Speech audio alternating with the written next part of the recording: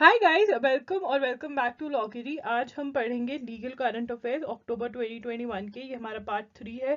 Part 1 and part 2 हम already कर चुके हैं, तो जल्दी से पार्ट 3 करेंगे, ठीक है ना। और ये वाली जो वीडियोस है मैं आपकी मई 2021 से लेकर के दिसंबर 2021 तक के तो आपके लीगल करंट अफेयर्स होंगे ही। आई ट्राई कि मैं जैन टू अप्रैल के भी कवर करवा दूँ, ठीक है ना, इसी महीने में। तो ये वीडियो किसके लिए बेनिफिशियल है? एज यूजुअल क्लैट एलएलबी वाले बच्चे, क्लैट एलएलएम वाले बच्चे, एलेट वाले बच्चे, स्लैट वाले बच्चे, एमएचसीटी वाले बच्चे जो हमारे हैं, ठीक है, डीयू, पीयू, बीएचयू, ये सारे जितने भी एग्जाम्स हैं आपके, उनके लिए बहुत ज़्यादा बेनिफिट रहेगा। आपका सिम्बाइसिस 3 ईयर के लिए भी बहुत ज़्यादा बेनिफिशियल रहेगा, ठीक है। अगर आप एक लॉ स्टूडेंट हैं जिसको अपडेटेड रहना है, आप एक एडवोकेट है जिसको अपडेटेड रहना है, तो ये वीडियो आपको बहुत ज़्यादा हेल्प करेगी। चलिए स्टार्ट करते हैं इस वीडियो के साथ। Yeah guys, welcome to Logiri. I hope you have subscribed to Logiri's YouTube channel and hit that bell notification so that you do not miss any of our videos. And I hope you're following us on Instagram. We're there by the name at I am Logiri. We do pretty motivational stuff out there if you want to stay happy, if you want to stay motivated, and if you want to stay connected a little more with Logiri, then do follow us on Instagram. On October 25, 2021, a National Steering Committee (NSC) has been formed to implement निपुण Bharat mission. निपुण Bharat mission जो कि government scheme है, ठीक है ना, उसको implement करने के लिए एक नेशनल स्टीयरिंग कमेटी फॉर्म करी गई है। पढ़ते हैं निपुण भारत मिशन क्या है। निपुण stand for national initiative for proficiency in reading with understanding and numeracy, मतलब एक बेसिक अंडरस्टैंडिंग जिसके अंदर की हर कोई पढ़ सके और नंबर्स से रिलेटेड जो भी चीजें हैं वो कर सके, ठीक है ना। तो basic This mission was launched by the Department of School Education and Literacy in July 2021। तो जो ये निपुण भारत की फुल फॉर्म है, ये इंपॉर्टेंट है। किसने लॉन्च किया ये भी इंपॉर्टेंट है। देखिए, गवर्नमेंट स्कीम्स हर लॉ एंट्रेंस एग्जाम के लिए, हर एग्जाम के लिए गवर्नमेंट स्कीम्स आपकी बहुत इंपॉर्टेंट है, right. Mission was launched with the aim of achieving the goal of universal proficiency। Universal goal क्या है? मिशन क्यों लॉन्च किया गया? Goal universal proficiency in foundational literacy and numeracy in accordance with the national education policy 2020। Again goal क्या है, ये important है। NEP 2020 envisages to provide universal proficiency in foundational literacy and numeracy to every child by end of class 3 by 2026-2027। तो ये उनका mission है और उसको अकम्प्लिश करने के लिए ये जो गवर्नमेंट स्कीम है, ये जो मिशन है, ये स्टार्ट किया गया है, ठीक है ना। National steering committee will be chaired by union education minister Dharmendra Pradhan. Minister of state for education Annapurna Devi will act as the vice chairperson. Again यहाँ पे बहुत ज्यादा इंपॉर्टेंट चीजें आ गई हैं, हमें नोट करना है गवर्नमेंट स्कीम से रिलेटेड जो भी चीजें हैं, ठीक है। नेशनल साइबर सिक्योरिटी स्ट्रैटेजी 2020 देखो was drafted with the aim of improving cyber awareness and cyber security by means of stringent audits. Under the policy, impaneled cyber auditors will carefully look at the security features of organizations to reinforce the idea that cyber attacks can happen on regular basis. Tabletop cyber crisis management exercises will be conducted। तो क्या है national cyber security strategy की? एक ऐसा cyber auditors हो, देखे कि कैसी है सिक्योरिटी। अभी हमने हाल ही में सुना था साइबर अटैक्स हो रहे हैं, ठीक है ना, इंफॉर्मेशन लेने के लिए। तो साइबर सिक्योरिटी बहुत ही इंपॉर्टेंट इशू बन गया है। India is in the final stage of clearing the national cybersecurity strategy in the aftermath of increasing cyber attacks and threats from nation state actors against India। तो अभी clearing stage पे है, proposal ही अभी है। क्या है? प्रपोजल ही है अभी, बट हमें पता होना चाहिए कि क्या है, ठीक है ना। India has become one of the most cyber attacked nations across the world. About 4 million malwares are detected here on daily basis. India also has a large attack surface comprising of 1.15 billion phones and more than 700 million internet users। ठीक है ना। तो हमारे लिए जो है वो first point important है, ठीक है ना, कि वो क्या देखेगा, ऑडिट्स होंगी कि साइबर सिक्योरिटी कैसे है ताकि अटैक्स ना हो पाए, ठीक है ना। India has managed to avoid any major cyber attacks or threat. As a result, in Global Cyber Security Index 2021, India has jumped from 47 to 10. Now this is important। ये जो सर्वेज होते हैं बहुत इंपॉर्टेंट है। सर्वेज हो गए आपके, बहुत इंपॉर्टेंट है, नोट कर लीजिए, ठीक है। Challenge with policy, as the policy is implemented, problem क्या फेस कर रहे हैं? प्रॉब्लम ये फेस कर रहे हैं कि इंडिया के पास साइबर स्किलिंग वाले, मतलब साइबर स्किल्स, जिनके पास साइबर स्किल्स हों वो लोग नहीं है. As per report there will be around 1.5 million job vacancies in cyber security in India by 2025. Cyber Shiksha Program. Microsoft and Data Security Council of India, that is DSCI, has invested in the Cyber Shiksha Program. Again, this is important. Again, a government scheme होगी. This program will help in creating a pool of skills women security professionals in India. Microsoft is also coordinating with MEITY to skill. Now, this is very important. Please make a note of the same. Microsoft is also coordinating with Ministry of Electronics and Information Technology. Ministry of Electronics and Information Technology to skill security leaders in cyber security. तो cyber शिक्षा programme पता होना चाहिए. सर्वे के अंदर हम कौन से रैंक पे, इंडिया कौन से रैंक पे, ये भी बहुत इंपॉर्टेंट है. ठीक है. PM economic advisory council reconstituted. तो इकोनॉमिक एडवाइजरी काउंसिल बहुत इंपॉर्टेंट है. Government of India reconstituted a 7-member economic advisory committee to the Prime Minister on October 27, 2021. New AEAC was constituted after its tenure ended in the month of September. It has been reconstituted for a period of 2 years. Now this is important. कितनी years के लिए? 2 years के लिए. ठीक है. Now who's going to be the chairman of the council? Vivek Dev Roy. Vivek Dev Roy will continue to be the chairman of the council. Now this is important. Who are the part-time members? Rakesh Mohan, Poonam Gupta, Ram Mohan. Right. Other part-time members are Dev Roy, Neelkant Mishra, Sajid Chinoy, Neelkant Mishra. Right. So what is important for us is this part is very much important. You need to know about it since it is in news now. It's an important question. जो appointment से related questions होते हैं वो भी हमारे लिए बहुत ज़्यादा ज़रूरी होते हैं. ठीक है. और tenure भी पता होना चाहिए. Economic Advisory Council की responsibilities क्या है? Council has been charged with the responsibility to analyze any issue, economic or otherwise, which are referred to it by the Prime Minister. Prime Minister जो issue refer करेंगे, issue referred by the PM. ठीक है ना.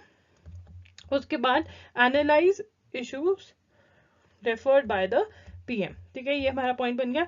EAC PM is an independent body which advises the government on economic and policy related matters.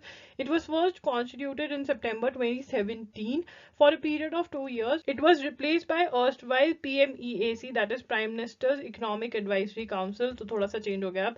Which was chaired by former Governor of Reserve Bank of India C. Ranga Rajan. ठीक है ना. अब हमें पता चल गया कौन है चेयरमैन. बहुत इंपॉर्टेंट. और टेन्योर भी याद रखना इंपॉर्टेंट है. The central government has plan to set up a committee for national employment policy. क्या है? NEP. ये देखिए आपको नोट करना है. ये क्या सेटअप कर रहे हैं? National employment policy. ठीक है. Please please please everybody make notes. Which seeks to create, क्या क्यों बना रही है? Why का आंसर यहाँ पे मिलेगा. Which seeks to create a roadmap for improving job opportunities in India. ये important है. इसको अभी के अभी नोट करिए. आगे पढ़ते हैं. The committee will comprise of representatives from Ministry of Labour and other ministries. It will be a high-powered committee of which views and recommendations will be taken. The NEP seeks to create a sector-wise strategy. What it is going to do?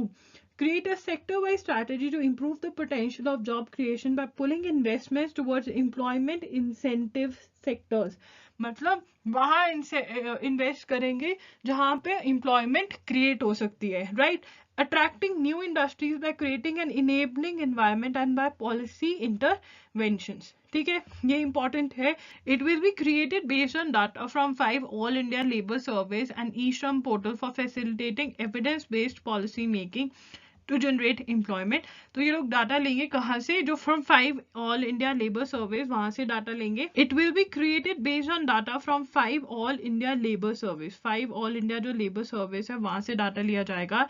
And E-Shram portal for facilitating evidence-based policy making to generate employment. अब हम देखेंगे E-Shram portal क्या है. Following the consultations, it will be sent for cabinet approval. ठीक है. What is AQEES survey? The first all India quarterly establishment based employment survey. Again important. Note कर लीजिए. Was launched in September 2021 for the April-June 2021 quarter. This survey is conducted by Labour Bureau and Office of Ministry of Labour and Employment. Again, important है ये, make a note of the same. As per Center for Monitoring Indian Economy, unemployment rate had touched a record high of 23.52% in April 2020. क्यों कर रहे हैं? क्योंकि वो कहते हैं एक अनएम्प्लॉयमेंट मतलब नौकरी ना होना, no job. Unemployed means no job. कितना हाई चला गया? 23.52% in April 2020. Again, very important, very important. कौन करता है? Who conducts the survey? What is the full form of the survey? When was it done? Launched in September 2021 for April-June 2021. This is first, right? Then कौन करता है? Obviously, and ये क्यों start किया एक तरह से? Monitor करने के लिए कि इतना लो गया, ठीक है, बट अब जॉब्स कैसे क्रिएट होंगी. During April-June 2021 quarter, around 121 million jobs were lost, the highest ever monthly job loss on record since it started compiling employment data. Again, important. देखो, numbers are very very important. Numbers are very very important for CLAT and even other exams, right? What is E-Shram portal? Labour Ministry has launched the E-Shram portal on August 2021. Important, ये आपको पता होना चाहिए, ठीक है. The platform registered an estimated 380 million informed and unorganized workers like construction workers, street vendors, domestic workers, gig and platform workers, जो contract freelancers होते हैं, ठीक है ना, freelancers जो थोड़ा एक काम लेंगे, करेंगे, कॉन्ट्रैक्ट पे काम करेंगे, मे बी जो 2-3 months का कॉन्ट्रैक्ट ले उस पे काम करें, ठीक है ना. उसके बाद agriculture and migrant workers and other unorganised workers, ठीक है ना. क्या किसको रजिस्टर करा? 380 million informal and unorganised workers को, ठीक है ना, जिनके पास जॉब परमानेंसी नहीं है, वो कभी भी निकाले जा सकते हैं, जिनके पास जॉब सिक्योरिटी नहीं है, there is no job security, ठीक है ना. उसके बाद the portal will facilitate implementation of policies for unorganised sector. Portal will help in monitoring and supervising government policies as well as ensure that benefit reach the targeted groups, ठीक है ना. तो जो इनके लिए पॉलिसीज लेकर आएगी गवर्नमेंट, वो इन तक पहुंचे, इसलिए ये बनाया गया है, राइट. अगेन यहाँ पे फिगर्स हैं, ये इंपॉर्टेंट है बहुत ज्यादा, ठीक है. ई-श्रम कब लॉन्च हुआ, ये इंपॉर्टेंट है, और कौन रजिस्टर हुए इसमें? Informal and unorganised workers. और क्यों करा? कि उनकी जो वो सुपर गवर्नमेंट पॉलिसीज जो हैं वो उन तक पहुंच सके, उनको मॉनिटर किया जा सके, उनको हेल्प करी जा सके. UIDAI seeks indemnity from data bill. तो unique identification authority of India जो है, जो हमारी आधार से रिलेटेड सारी चीजें करते हैं, मतलब इशू करना, सारा कुछ करते हैं, उन्होंने कहा है has asked for exemption from the personal data protection law, ठीक है ना. एग्जम्पशन मतलब उन्होंने कहा है कि हमारे ऊपर ये जो लॉ है वो एप्लीकेबल नहीं होना चाहिए. Personal data protection bill basically law ये है, जो हमारी पर्सनल इंफॉर्मेशन है सबकी, ठीक है ना, पर्सनल इंफॉर्मेशन है, उसका कोई मिसयूज ना करे, ठीक है. फॉर एग्जांपल सोशल मीडिया पे हम अपनी फोटोग्राफ्स डालते हैं, अपना इंफॉर्मेशन सारा डालते हैं, फोन नंबर देते हैं, सब कुछ है ना. फेसबुक के पास इतना डाटा पड़ा है हमारा, सोशल मीडिया हो गया, ठीक है. फिर ये गवर्नमेंट जितनी भी अथॉरिटीज हैं इनके पास, जब हम आधार बनवाने जाते हैं, हम अपना बायोमेट्रिक देकर आते हैं, ठीक है, हम अपना फोन नंबर, अपना एड्रेस, अपना नाम, अपनी फोटो, सब कुछ देकर आते हैं उनको, राइट. तो इतनी ज़्यादा उनके पास पर्सनल डाटा है, तो ऑब्वियसली ये पर्सनल डाटा इनके पास है, बट इन्होंने पर्सनल डाटा बिल भी इन्हीं चीज़ों से डील करता है कि जो पर्सनल चीज़ें हैं, जो पर्सनल और भी बहुत सारी चीज़ें हैं, उनसे जो डाटा है उससे कैसा डील किया जाए, और अगर कोई उसका मिसयूज करता है तो उसको कैसे पनिश किया जाए, right. In an interaction with the joint parliamentary committee on data protection bill 2019, UIDAI functionary said that the authority is already being governed by the Aadhaar Act and there cannot be duplicity of laws. तो उनका कहना क्या है कि हम आधार act हमें govern कर रहा है, तो दो लॉज को हमें गवर्न करने की जरूरत नहीं है, ठीक है. Ironically, it was making Aadhaar compulsory for many key services, including the banks, that first triggered the data privacy debate. वो कहते हैं कि सबसे पहले याद है एक टाइम आ गया था कि हमारे फोन्स भी, कहा गया था कि बैंक के अंदर भी अगर आप अपना आधार नहीं सबमिट करोगे तो आप अकाउंट अपना अकाउंट असेस नहीं कर सकते हो. The genesis of this bill in the report prepared by the committee of experts headed by Justice B.N. Srikrishna. The committee was constituted by the government in the course of hearing before the Supreme Court. तो ये committee भी form करी गई थी. In the right to privacy case, वो कौन सा है? Justice K S. Puttaswamy versus union of India. The Personal Data Protection PDP Bill 2019 has a contentious section 35 which invokes sovereignty and integrity of India, public order, friendly relations with foreign states and security of the state to give powers to the central government to suspend all or any of the provisions of this act for government agencies. किस law, किस section के अंदर वो exemption मांग रहे हैं? कि section 35, ठीक है ना, सेक्शन 35. ये अभी प्रपोजल है, अभी इम्प्लीमेंट नहीं किया हुआ. मैंने पर्सनल डाटा बिल आपको बहुत बार समझाया है, राइट. तो UIDAI during the interaction with the joint parliamentary committee, sources said demanded that it should get a blanket exemption from act under the section. It therefore further argued that it is already being governed by Aadhaar card. ठीक है ना. तो question बन सकता है कि भाई किसने बोला है कि हमें एग्जेम्प्ट कर दो, ठीक है ना, किसने बोला है अभी तक? UIDAI. इसकी फुल फॉर्म जान लेंगे हम. फुल फॉर्म, ठीक है ना, unique identification authority of India. किस सेक्शन के अंदर एग्जाम कर सकते हैं? जो प्रपोजल है सेक्शन 35 और पर्सनल डाटा प्रोटेक्शन बिल 2019. इतना याद रख सकते हैं हम. क्यों कह रहे हैं कि हमें एग्जाम कर दो? क्योंकि हम ऑलरेडी, वो कह रहे हैं कि हमें आधार एक्ट जो है वो गवर्न कर रहा है. क्लियर है? Personal data protection bill 2019 provides protection to personal data of individuals. It seeks to create a framework for processing personal data by establishing a data protection authority. It governs processing of personal data by government, companies incorporated in India as well as foreign companies that deal with personal data of individuals in India. It categorizes personal data like financial data, caste, religion and political beliefs, biometric data, etc. as sensitive personal data. ठीक है ना. तो ये personal data को कैसे handle करे कि कोई इसका मिसयूज ना कर सके, वो लॉ लेकर आ रहे हैं. That is what is data protection bill 2019. TSEC e-vote app, ये क्या है? Telangana state election commission has plan to conduct a dry run of a mobile based e-voting system. कहाँ पे? कौन सी स्टेट? तेलंगाना. Number 1 important. क्या हो रहा है? ड्राई रन, ठीक है ना, एक्सपेरिमेंट किया जा रहा है. ठीक है. Third, it is what it is? Mobile based e voting system, right? The development of this system is guided by the necessity of holding polls in India amid the COVID-19 pandemic. क्यों लेकर आ रहे हैं? Why? क्यों जरूरत पड़ी? COVID-19 के अंदर पोल्स हुए तो कहा जाता है उसकी वजह से कोविड फैला बहुत, और कोविड-19 के अंदर पोल्स होल्ड करने ही बहुत मुश्किल हो रहे हैं. तो ई वोटिंग, अगर आप अपने मोबाइल से ही वोट डाल दो तो ठीक है ना. This system if successful will facilitate to vote using smartphones from home. The dry run will be held in Khammam district of Telangana. Now this is important. Khammam district of Telangana, important. इसको नोट कर लेंगे. 5th पॉइंट बनेगा ये हमारा. Date note कर लेंगे. 6th point बनेगा हमारा. It will be India first smartphone based e voting process. ठीक है ना, फर्स्ट है इंडिया का. 7th point, the State Election Commission of Telangana is implementing the system in association with Emerging Technologies Wing of IT, Electronics and Communications, Department of Telangana Government and Technical Department. चलो ठीक है, ये हम थोड़ा सा छोड़ सकते हैं. हमें स्टेट याद रखनी है. स्टेट हमारे लिए बहुत ज़्यादा इंपॉर्टेंट है, कौन सी स्टेट ऐसा कर रही है. ठीक है. Mobile based e voting system will make sure use of artificial intelligence for a 3-factor authentication of the valid voter. Identify करने के लिए क्या होगा? 3-factor आइडेंटिफिकेशन सिस्टम है. System will match the voters name with Aadhaar, detect individual liveness and match image using epic database comprising of around 20-year-old records. ठीक है ना. Okay. Union Ministry of Road Transport and Highways notified to set up a National Road Safety Board. Now this is important. National Road Safety Board किस ministry ने setup किया है?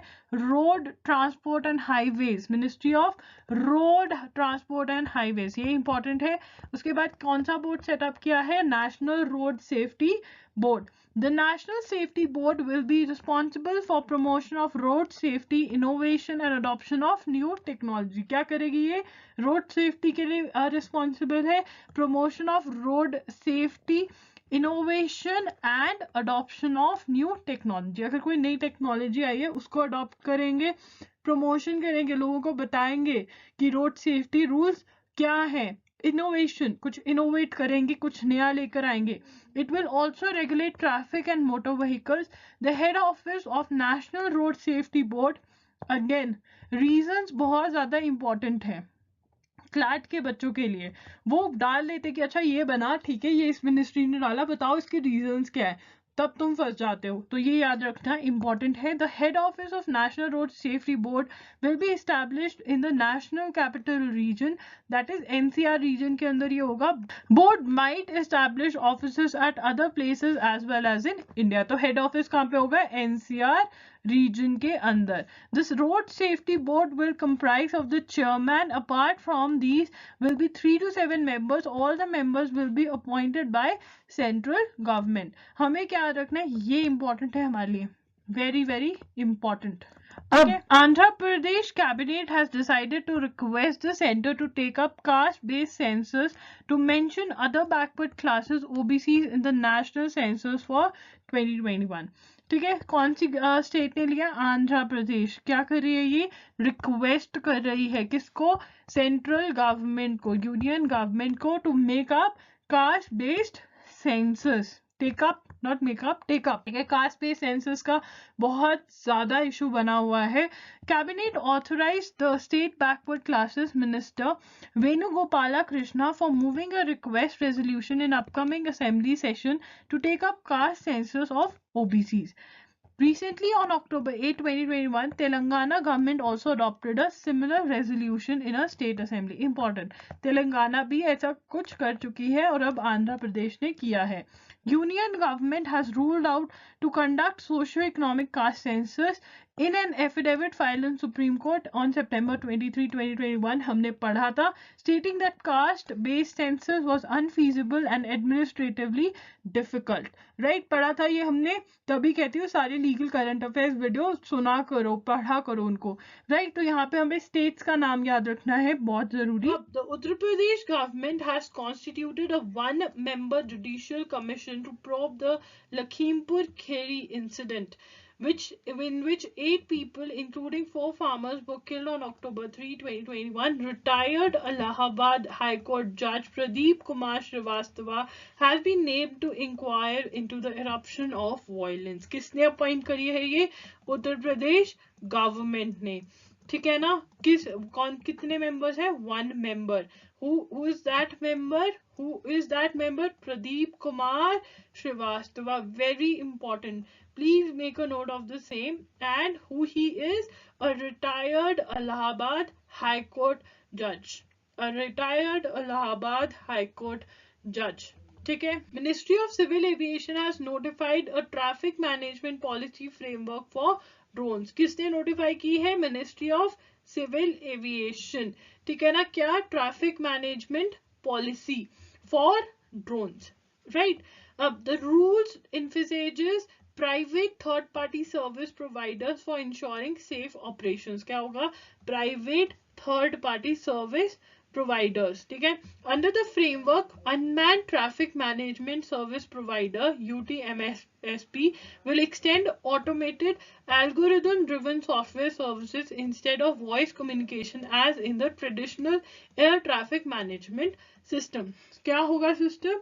ये एक automated system होगा, रादर देन मैन्ड सिस्टम नहीं होगा। जैसे अब होता है वॉइस कम्युनिकेशन नहीं होगी, एक ऑटोमेटेड सिस्टम होगा। ठीक है? All drones except nano drones operating in the green zone. हमने पॉलिसी पढ़ी थी ड्रोन्स की जो आई है, जिसके अंदर हमने जोन्स भी डिस्कस करी थी। Please do watch the previous videos, आपको तभी आगे समझ में आएगा।